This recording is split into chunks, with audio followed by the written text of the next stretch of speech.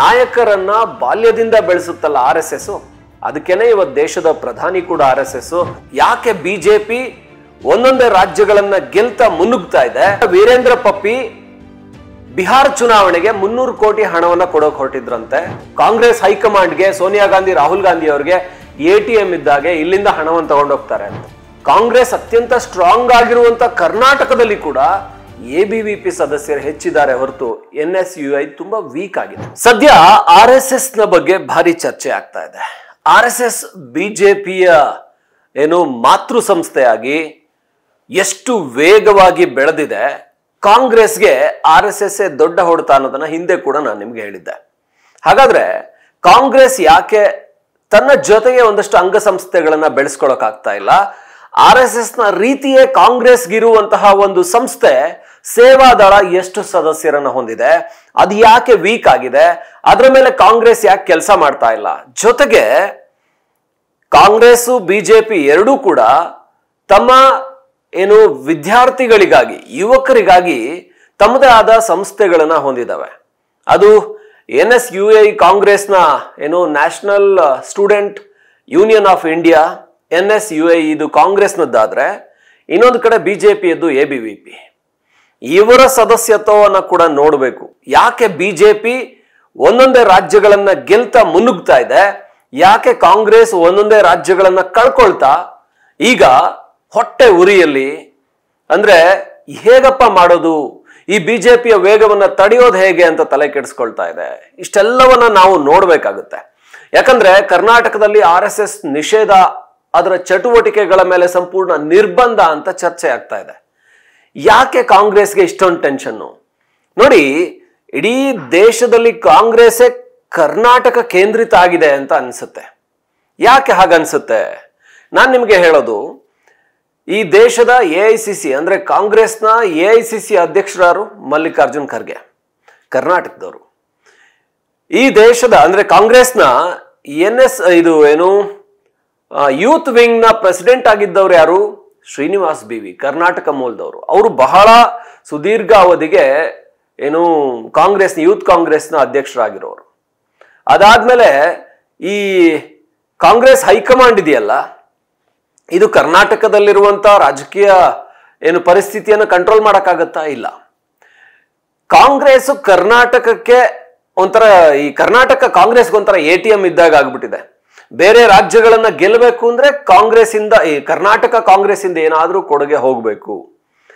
ಇದಕ್ಕೆ ಉದಾಹರಣೆಯಾಗಿ ನೋಡೋದಾದ್ರೆ ಮತ್ತೊಂದು, ಮೊನ್ನೆ ವೀರೇಂದ್ರ ಪಪ್ಪಿ ಅವರ ಬಂಧನ ಆಗಿದೆ. ಅವರು ಒಂದಷ್ಟು ಅಕ್ರಮ ಹಣ, ಅಕ್ರಮ ಚಿನ್ನ ಇದೆಲ್ಲವನ್ನ ಇಟ್ಕೊಂಡಿದ್ರು ಅಂತ KG ಗಟ್ಟಲೆ ಚಿನ್ನವನ್ನ ಕಾಂಗ್ರೆಸ್ ಶಾಸಕನಿಂದ ಬಂಧಿಸಿ ಪಡ್ಕೊಳ್ಳಲಾಗಿದೆ. ಕೇಂದ್ರೀಯ ತನಿಖಾ ದಳ ಇದನ್ನ ವಶಪಡಿಸಿಕೊಂಡು ED IT ರೇಡ್ ಏನಾಯ್ತು. ಸೊ ಇದೆಯಲ್ಲ, ಇದು ಎಷ್ಟರ ಮಟ್ಟಿಗೆ ಅಂದ್ರೆ, ಇಲ್ಲಿಂದ ವೀರೇಂದ್ರ ಪಪ್ಪಿ ಬಿಹಾರ ಚುನಾವಣೆಗೆ 300 ಕೋಟಿ ಹಣವನ್ನ ಕೊಡೋಕೆ ಹೊರಟಿದ್ರಂತೆ. ಸೊ ಆ ಕಾರಣಕ್ಕೆ ಅಲ್ಲಿಂದ ಮಾಹಿತಿಯನ್ನ ಪಡ್ಕೊಂಡು ಇಲ್ಲಿ ರೇಡ್ ಮಾಡಲಾಯಿತು. ಅದು ಕರ್ನಾಟಕ ಒಂಥರ ATM ತರ ಆಗಿದೆ ಕಾಂಗ್ರೆಸ್ಗೆ. ಹಾಗಾಗಿ ಕರ್ನಾಟಕದಲ್ಲೇ ಎಲ್ಲ ರೀತಿಯ ಕಾಂಗ್ರೆಸ್ನ ಶಕ್ತಿ ಇರುವಂತದ್ದು. ನಾನು ಹೇಳಿದ್ನಲ್ಲ, AICC ಅಧ್ಯಕ್ಷರು ಇಲ್ಲಿ ಅವರೇ. ಅತ್ಯಂತ ದೊಡ್ಡ ರಾಜ್ಯ ಕಾಂಗ್ರೆಸ್ ಗೆದ್ಕೊಂಡಿರುವಂಥದ್ದು, ಒಂದೇ ರಾಜ್ಯ ಉಳ್ಕೊಂಡಿರುವಂಥದ್ದು. ಅಂದ್ರೆ ದೊಡ್ಡ ರಾಜ್ಯದಲ್ಲಿ ಕರ್ನಾಟಕ ಅತ್ಯಂತ ದೊಡ್ಡ ಶಕ್ತಿ ಹೊಂದಿರುವಂತ ರಾಜ್ಯ. ಇದರ ಪಕ್ಕ ತೆಲಂಗಾಣ ಗೆದ್ದಿದ್ದು ಕರ್ನಾಟಕದಿಂದಲೇ. ನಮ್ಗೆಲ್ಲ ಗೊತ್ತು, ಅಂದ್ರೆ ಈ ವಾಲ್ಮೀಕಿ ಹಗರಣ ಆದಾಗ ಇದು ತೆಲಂಗಾಣ ಚುನಾವಣೆಗೆ ಇಲ್ಲಿಂದ ಹಣವನ್ನ ಕಳಿಸಲಾಯಿತು ಅನ್ನುವಂಥದ್ದು ಕೂಡ ಸುದ್ದಿ ಆಯ್ತು. ಅಂದ್ರೆ ಈ ಬಿ ನಾಗೇಂದ್ರ ಜೈಲ್ ಪಾಲಾದ್ರು, ಮಂತ್ರಿ ಸ್ಥಾನ ಕಳ್ಕೊಂಡ್ರು. ಇಲ್ಲಿಂದ ಬಳ್ಳಾರಿ ಮೂಲಕ ಆಂಧ್ರಕ್ಕೆ ಚುನಾವಣೆಗೆ ಹಣ ವರ್ಗಾವಣೆ ಆಯ್ತು. ಜೊತೆಗೆ ಲೋಕಸಭಾ ಚುನಾವಣೆಗೆ ಹಣ ವರ್ಗಾವಣೆ ಆಯ್ತು. ಬಳ್ಳಾರಿಯನ್ನ ಗೆಲ್ಲೋದಿಕ್ಕೆ, ಸಂಡೂರು ಉಪಚುನಾವಣೆಗಳನ್ನ ಗೆಲ್ಲೋದಿಕ್ಕೆ ಹಣ, ಈ ತರದ್ದೆಲ್ಲ ಒಂದಷ್ಟು ಲಿಂಕ್ಗಳಾಯ್ತು. ಅಂದ್ರೆ ಬಿಜೆಪಿ ಪದೇ ಹೇಳುತ್ತೆ, ಕರ್ನಾಟಕ ಕಾಂಗ್ರೆಸ್ ಇದೆಯಲ್ಲ, ಇದು ಕಾಂಗ್ರೆಸ್ ಹೈಕಮಾಂಡ್ಗೆ ಸೋನಿಯಾ ಗಾಂಧಿ, ರಾಹುಲ್ ಗಾಂಧಿ ಅವರಿಗೆ ATM ಇದ್ದಾಗೆ ಇಲ್ಲಿಂದ ಹಣವನ್ನು ತಗೊಂಡೋಗ್ತಾರೆ ಅಂತ. ಅದಕ್ಕೆ ಈಗ ಇಲ್ಲಿ ಕರ್ನಾಟಕದಲ್ಲಿ RSS ಅನ್ನ ಬ್ಯಾನ್ ಮಾಡಿ ಅಂತ ದನಿ ಎದ್ದಿರೋದಕ್ಕೆ ಕಾರಣ ಕೂಡ RSS ಗಿರುವಂತ ಶಕ್ತಿ. RSS ಒಂದು ಒಂದು 40-50 ಲಕ್ಷ ಸದಸ್ಯರು RSS ಅಲ್ಲಿ ಇದ್ದಾರೆ ಅಂತ RSS ಅಂದಾಜು ಮಾಡಲಾಗುತ್ತೆ. ಅದಕ್ಕಿಂತ ಹೆಚ್ಚು ಕೂಡ ಇರಬಹುದು. ಅದೇ ಕಾಂಗ್ರೆಸ್ನಲ್ಲಿ ಸೇವಾದಳ ಅಂತ ಇದೆ.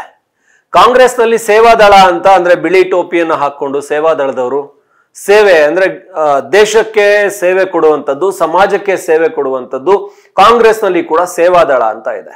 ಬಟ್ ಅದು ಅಷ್ಟೊಂದು ಆಕ್ಟಿವ್ ಇಲ್ಲ. ಅದು ಆಕ್ಟಿವ್ ಇಲ್ಲದೆ ಇರೋದ್ರಿಂದಾನೇ ಕಾಂಗ್ರೆಸ್ಗೆ ಶಕ್ತಿ ಇಲ್ಲ.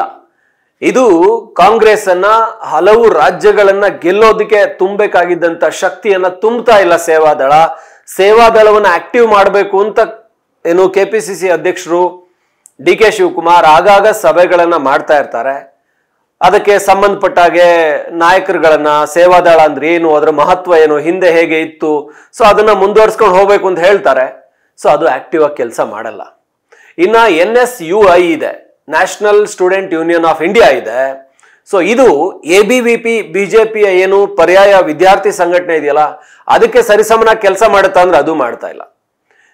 ಹೇಳ್ತಾರೆ NSUI ನಲ್ಲಿ ಕೂಡ ಒಂದು 50 ಲಕ್ಷ ಸದಸ್ಯರಿದ್ದಾರೆ, ABVP ಅಲ್ಲಿ ಕೂಡ 50 ಲಕ್ಷ ಇದ್ದಾರೆ ಅಂತ. ಆದ್ರೆ ABVP ದೇಶಾದ್ಯಂತ ವಿದ್ಯಾರ್ಥಿ ಸಂಘಟನೆ ಪ್ರತಿಭಟನೆಗಳನ್ನ ಹಮ್ಮಿಕೊಳ್ಳುತ್ತೆ, ಪ್ರತಿಭಟನೆಗಳನ್ನ ಮಾಡುತ್ತೆ. ಆದ್ರೆ NSUI ಪ್ರತಿಭಟನೆಗಳು ಕಾಣಿಸೋದೇ ಇಲ್ಲ. ನೋಡಿ, ದೇಶದಲ್ಲಿ 18ಕ್ಕಿಂತ ಹೆಚ್ಚು ರಾಜ್ಯಗಳಲ್ಲಿ ಬಿಜೆಪಿನೇ ಅಧಿಕಾರದಲ್ಲಿದೆ. ಹಾಗಾದ್ರೆ ಎಲ್ಲ ರಾಜ್ಯಗಳಲ್ಲಿ ಕೂಡ ವಿದ್ಯಾರ್ಥಿಗಳು ಬಿಜೆಪಿಯ ವಿರುದ್ಧ ಪ್ರತಿಭಟನೆ ಮಾಡ್ಬೇಕಲ್ವಾ? ಅಂದ್ರೆ ಸಹಜವಾಗಿ ಏನಾದ್ರೂ ಸಾಮಾಜಿಕ ಸಮಸ್ಯೆಗಳಾದಾಗ ಪ್ರತಿಭಟನೆ ಮಾಡಬೇಕು. ಆದ್ರೆ NSUI ನ ಪ್ರತಿಭಟನೆಗಳೇ ಕಾಣಿಸೋದಿಲ್ಲ. ಇದ್ರೂ ಕೂಡ ಸಂಖ್ಯೆ ಕಡಿಮೆ. ಆದ್ರೆ ABVP ಎಲ್ಲ ರಾಜ್ಯಗಳಲ್ಲೂ ಕೂಡ ಹರಡಿಕೊಂಡಿದೆ. ಕಾಲೇಜ್ಗಳಲ್ಲಿ ವಿದ್ಯಾರ್ಥಿಗಳು ಹೆಚ್ಚಿನದಾಗಿ ABVPಗೆ ಸದಸ್ಯರಾಗೋದಕ್ಕೆ ಬಯಸ್ತಾರೆ. ಕರ್ನಾಟಕದಲ್ಲಿ ಕೂಡ ಅಂದ್ರೆ ನೀವು ವಿಚಾರ ಮಾಡಿ, ಕಾಂಗ್ರೆಸ್ ಅತ್ಯಂತ ಸ್ಟ್ರಾಂಗ್ ಆಗಿರುವಂತ ಕರ್ನಾಟಕದಲ್ಲಿ ಕೂಡ ABVP ಸದಸ್ಯರು ಹೆಚ್ಚಿದ್ದಾರೆ ಹೊರತು NSUI ತುಂಬಾ ವೀಕ್ ಆಗಿದೆ. ಇಲ್ಲಿ ಕಾಂಗ್ರೆಸ್ ಎಲ್ಲಿ ಹೆಚ್ಚು ಯುವಕರು ರಾಜಕೀಯದತ್ತ ಆಕರ್ಷಿತರಾಗ್ತಾರೋ ಅಲ್ಲಿ ಆ ಒಂದು ಪಕ್ಷ ಅಧಿಕಾರಕ್ಕೆ ಬರುತ್ತೆ. ಎಲ್ಲಿ ಯುವ ಶಕ್ತಿ ಹೆಚ್ಚು ಇರುತ್ತೋ ಅಲ್ಲಿ ಅದು ಮತಗಳ ಕನ್ವರ್ಟ್ ಆಗುತ್ತೆ, ಅಧಿಕಾರಕ್ಕೆ ಬರುತ್ತೆ. ಕರ್ನಾಟಕದಲ್ಲಿ ಸಹಜವಾಗಿನೇ ಕಾಂಗ್ರೆಸ್ಗೆ ಇರಬೇಕಾಗಿತ್ತು NSUI ಶಕ್ತಿ, ಯುವ ಸಂಘಟನೆ, ವಿದ್ಯಾರ್ಥಿ ಸಂಘಟನೆಗಳಾದ್ರೆ ಅಷ್ಟು ಶಕ್ತಿ ಎಲ್ಲೂ ಕಾಣಿಸೋದೇ ಇಲ್ಲ. ನೀವು ಯಾವುದೇ ಭಾಗದಲ್ಲಿ ಪ್ರತಿಭಟನೆ ಅಂತ ನೋಡಿದಾಗ ABVP ಮುಂಚೂಣಿಯಲ್ಲಿರುತ್ತೆ. ಇದು ಕಾಂಗ್ರೆಸ್ಗೆ ಮಾಡ್ತಾ ಇರುವಂತ ಏನೋ ದೊಡ್ಡ ತಲೆನೋವು, ಆಗ್ತಾ ಇರುವಂತ ತಲೆನೋವು. ಬಿಜೆಪಿ ಸಂಘಟನೆಯಲ್ಲಿ ತುಂಬಾ ಸ್ಟ್ರಾಂಗ್ ಆಗಿದೆ. ಒನ್ಸ್ ಅಗೇನ್ ಅದಕ್ಕೆ ಕಾರಣ RSS. ನೀವು ಯಾವುದೇ ಬಿಜೆಪಿಯ ನಾಯಕರನ್ನ ನೋಡಿ, ಅವರು ABVP ಮೂಲಕ RSS ಗೆ ಬಂದಿರ್ತಾರೆ, ಇಲ್ಲ RSS ಮೂಲಕ ABVP ಕಡೆ ಏನೋ ಅಟ್ರಾಕ್ಟ್ ಆಗಿರ್ತಾರೆ. ಬಾಲ್ಯದಲ್ಲೇ ಅವರಿಗೆ ಶಾಖೆಯಲ್ಲಿ ಸಂಘ ಶಿಕ್ಷಣ ಸಿಕ್ಕಿರುತ್ತೆ, ಅಲ್ಲಿಂದ ABVP ಇಂದ ಅವರು ಬಿಜೆಪಿಗೆ ಬಂದಿರ್ತಾರೆ. ಆದ್ರೆ ಕಾಂಗ್ರೆಸ್ಗೆ ಈ ಕೇಡರ್ ಇದೆಯಲ್ಲ, ಇದು ಆ ರೂಟ್ ಲೆವೆಲ್ ಕೇಡರ್ ಇಲ್ಲ ಕಾಂಗ್ರೆಸ್ಗೆ. ಕಾಂಗ್ರೆಸ್ನ ಎಲ್ಲೂ ಕೂಡ RSS ರೀತಿ ಸೇವಾದಳ ಅದು ಎಲ್ಲೂ ಕೂಡ ಹಳ್ಳಿಯಲ್ಲಿ ಬೂತ್ ಮಟ್ಟದಲ್ಲಿ ಕೆಲಸ ಮಾಡಲ್ಲ. ಇನ್ನು NSUI ಕಾಲೇಜಿಗೆ ಬಂದ್ರೆ ವಿದ್ಯಾರ್ಥಿಗಳಲ್ಲಿ ಒಂದು ಮಟ್ಟಿಗೆ ಕೆಲವು ಕಾಲೇಜುಗಳಲ್ಲಿ ಆಕ್ಟಿವ್ ಆಗಿದೆ ಹೊರತು ರಾಜ್ಯಾದ್ಯಂತ ಎಲ್ಲ ಕಾಲೇಜುಗಳಲ್ಲೂ NSUI ಅನ್ನುವಂಥದ್ದು ಆಕ್ಟಿವ್ ಇಲ್ಲ. ಆದ್ರೆ ABVP ಬಹುತೇಕ ರಾಜ್ಯಾದ್ಯಂತ ಆಕ್ಟಿವ್ ಇದೆ. ಆ ರೀತಿ ನೀವು ತಳಮಟ್ಟದಲ್ಲಿ ಸಂಘಟನೆಯನ್ನ ಮಾಡ್ಕೊಳ್ದೇನೆ ಯಾವ ಸಂಘಟನೆ ಅತ್ಯಂತ ಸಶಕ್ತವಾಗಿ ರಾಜ್ಯಾದ್ಯಂತ ಜನರನ್ನ ತಲುಪ್ತಾ ಇದೆ, ಒಂದಷ್ಟು ಜನರಿಗೆ ವಿಚಾರಗಳನ್ನ ಕೊಡುವ ಮೂಲಕ, ಆ ವಿಚಾರದ ಮೂಲಕ ಜನರ ಪ್ರೇರೇಪಣೆ ಮಾಡ್ತಾ ಜನರ ಬದುಕಿಗೆ ಶಕ್ತಿಯನ್ನ ತುಂಬುತ್ತಾ ಹೋಗ್ತಾ ಇರುವಂತ RSS ಈಗ ಕಾಂಗ್ರೆಸ್ಗೆ ಕಷ್ಟ ಅನ್ನಿಸ್ತಾ ಇದೆ. ಆದ್ರೆ ಕಾಂಗ್ರೆಸ್ ಇದಕ್ಕೆ ಪರ್ಯಾಯವಾಗಿ ಸೇವಾದಳವನ್ನು ಆಕ್ಟಿವ್ ಮಾಡಬಹುದು. ಕಾಂಗ್ರೆಸ್ಸಿಗೆ ABVPಗೆ ಪರ್ಯಾಯವಾಗಿ NSUI ಅನ್ನ ಆಕ್ಟಿವ್ ಮಾಡಬಹುದು. ಯಾಕೆ ಇದನ್ನ ಆಕ್ಟಿವ್ ಮಾಡದೆ, ಇದರ ಕಡೆಗೆ ಕಾನ್ಸಂಟ್ರೇಟ್ ಮಾಡದೆ RSS ಅನ್ನು ನಿಯಂತ್ರಿಸೋದಕ್ಕೆ ಹೊರಡ್ತಾ ಇದೆ? ಯಾವುದೋ ಒಂದು ಸಂಘಟನೆ ಅದು 0 ಇಂದ ಬೆಳ್ಕೊಂಡು ಬಂದಿದೆ ಅಂದ್ರೆ ಅದನ್ನ ಚಿವುಟಿ ಹಾಕೋದು ಅಷ್ಟು ಸುಲಭ ಅಲ್ಲ. ಅದು ಬೇರ್ ಮಟ್ಟದಲ್ಲಿ ತುಂಬಾ ಸ್ಟ್ರಾಂಗ್ ಆಗಿದೆ ಅಂತಂದಾಗ ನೀವು ಅದರ ಚಿಗುರನ್ನ ಚಿವುಟಬಹುದು, ಆದ್ರೆ ಬೇರು ಮತ್ತಷ್ಟು ಚಿಗುರುಗಳಿಗೆ ಅವಕಾಶ ಮಾಡಿಕೊಡುತ್ತೆ. ಕಾಂಗ್ರೆಸ್ಗೆ ಕೂಡ RSS ಅನ್ನ ಚಿವುಟ್ ಹಾಕೋದಕ್ಕಿಂತ ತಾನು ಯಾವುದೋ ಒಂದು ಸಂಘಟನೆ, ಕಾಂಗ್ರೆಸ್ ಸ್ವಾತಂತ್ರ್ಯ ಪೂರ್ವದಿಂದ ಇರುವಂತ ಒಂದು ಪಕ್ಷ ಅಥವಾ ಒಂದು ಸಂಘಟನೆ ಅಂತ ಅನ್ಕೊಳ್ಳಿ, ಸ್ವಾತಂತ್ರ್ಯ ಪೂರ್ವದಲ್ಲಿ ಅದು ಏನು ಹುಟ್ಟಿದಂತ ಸಂಘಟನೆ, ಅದರಿಂದಾನೇ ದೇಶಕ್ಕೆ ಸ್ವಾತಂತ್ರ್ಯ ಸಿಕ್ತು ಅಂತ ಕಾಂಗ್ರೆಸ್ನವ್ರು ಹೇಳ್ತಾರೆ. ಎಲ್ಲರೂ ಹೋರಾಟ ಮಾಡಿದ್ರಿಂದ ಸ್ವಾತಂತ್ರ್ಯ ಸಿಕ್ಕಿದ್ದು ಅಂತ ಬಿಜೆಪಿ ಅವರು ಸಹಜವಾಗಿ ಆ ವಾದಗಳು ನಡೀತವೆ. ಆದ್ರೆ ಅಷ್ಟು ಹಿರಿಯ ಒಂದು ಪಕ್ಷಕ್ಕೆ ತಳಮಟ್ಟದಲ್ಲಿ ಒಂದಷ್ಟು ಕಾರ್ಯಕರ್ತರನ್ನ ಬೆಳೆಸುವಂತ ಶಕ್ತಿ ಇಲ್ವಾ? ದೊಡ್ಡ ಶಕ್ತಿ ಇದೆ. ಆದ್ರೆ ಕಾಂಗ್ರೆಸ್ ಆ ಕೆಲಸ ಮಾಡ್ತಾ ಇಲ್ಲ. ಬರೀ ಅಧಿಕಾರದ ಮಟ್ಟದಲ್ಲಿ ಮಾತ್ರ ಕೆಲಸವನ್ನ ಮಾಡ್ತಾ, ಅಧಿಕಾರ ಮಟ್ಟದಲ್ಲಿ ಮಾತ್ರ ನಾಯಕರನ್ನ ಬೆಳೆಸ್ತಾ ಇದೆ. ನಾಯಕರನ್ನ ಬಾಲ್ಯದಿಂದ ಬೆಳೆಸುತ್ತಲ್ಲ RSS, ಅದಕ್ಕೇನೆ ಇವತ್ತು ದೇಶದ ಪ್ರಧಾನಿ ಕೂಡ RSS, ದೇಶದ ಉಪರಾಷ್ಟ್ರಪತಿ ಕೂಡ RSS, ಎಲ್ಲ ರಾಜ್ಯಗಳಲ್ಲಿ ಅತ್ಯಂತ ಹೆಚ್ಚು RSS ಸಂಸದರು, RSS ನ ಶಾಸಕರಿದ್ದಾರೆ. ಅದು ಈ ಕಾಂಗ್ರೆಸ್ಗೆ ಆಕ್ಚುಲಿ ಮಾಡಬೇಕಾಗಿರುವಂಥದ್ದು. ಅದನ್ನು ಬಿಟ್ಟು ಒಂದು ಪತ್ರ ಬರೆದ ಕೂಡಲೇ ಒಂದು ರಾಜ್ಯದಲ್ಲಿ ನಿಷೇಧ ಆಯ್ತು. ತಮಿಳುನಾಡಿನಲ್ಲಿ ಮುಂದಿನ ಬಾರಿ ಬಿಜೆಪಿ ಅವರು ಸ್ಟ್ರಾಂಗ್ ಆಗಿ AIADMK BJP ಎರಡೂ ಸೇರ್ಕೊಂಡು ಸರ್ಕಾರ ರಚನೆ ಮಾಡ್ತೇವೆ ಅಂದ್ರೆ ಬಿಜೆಪಿ ಮಾಡೋ ಕೆಲಸನೇ ಫಸ್ಟ್ ಅಲ್ಲಿ ಆ ನಿಷೇಧವನ್ನು ತೆಗೆದು ಹಾಕೋದು.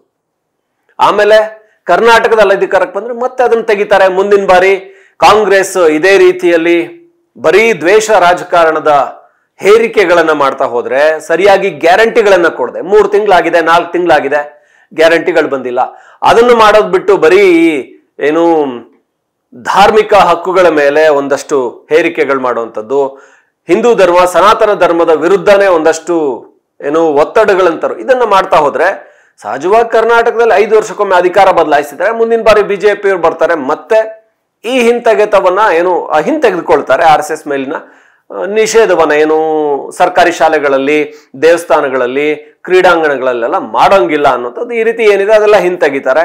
ಏನು ಉಪಯೋಗ ಆಯ್ತು? ಇಷ್ಟು ಅಬ್ರ ಮಾಡಿ, ಇಷ್ಟು ಏನು ಒಂದಷ್ಟು ಸಮಾಜದ ಸ್ವಾಸ್ಥ್ಯವನ್ನೇ ಕಲಕಿ ಇದೆಲ್ಲ ಮಾಡಿ ಏನ್ ಪ್ರಯೋಜನ ಆಗುತ್ತೆ?